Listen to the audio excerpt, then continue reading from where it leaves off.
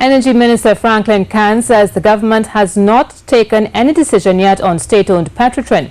Mr. Khan told a media conference at the Ministry of Energy and Energy Industries at the Waterfront in Port of Spain, a decision needs to be taken.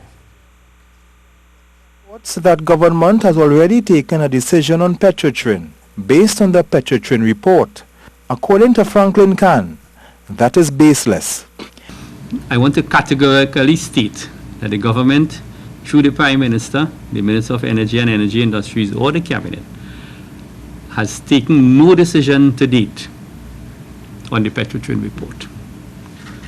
Mr. Khan, however, highlighted some of the issues surrounding Petrotrin, including its mammoth debt, as well as having a net refinery margin of minus $2.50.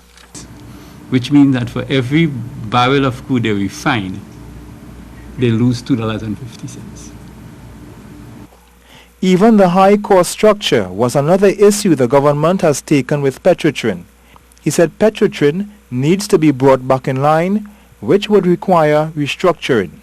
50% of its OPEX in a highly capital-intensive industry, 50% of its OPEX goes into wages and salaries. Its current workforce is in excess of 5,000. It is clear that the government has to act on Petrotrin. Mr. Khan also addressed what he called misinformation being spread by the OWTU. The OWTU claimed on Thursday that government was attempting to sell acreage belonging to Petrotrin. That the union yesterday misrepresented the facts. The Ministry of Energy is not putting Petrotrin's acreage for bid. Petrotrin has its acreage. It has a responsibility to develop its acreage, and also has a responsibility to its shareholders, which is the people of Trinidad and Tobago, to run a profitable enterprise. Mr. Khan was adamant Petrotrin cannot continue with the current business model, but cutting salaries is out of the question. Ian Wason, C News. This country is not using the talents and knowledge of young people to full potential. Well, this is the view of the Energy Minister Franklin Khan, who told the media today he intends to use the knowledge of the young people. This country has invested billions of dollars in GATE.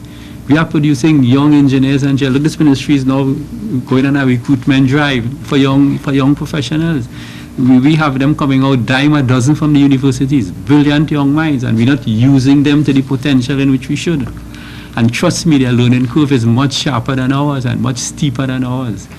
I want to say that. I have faith in the young professionals, and I will lose them in this country, both in the energy sector and elsewhere.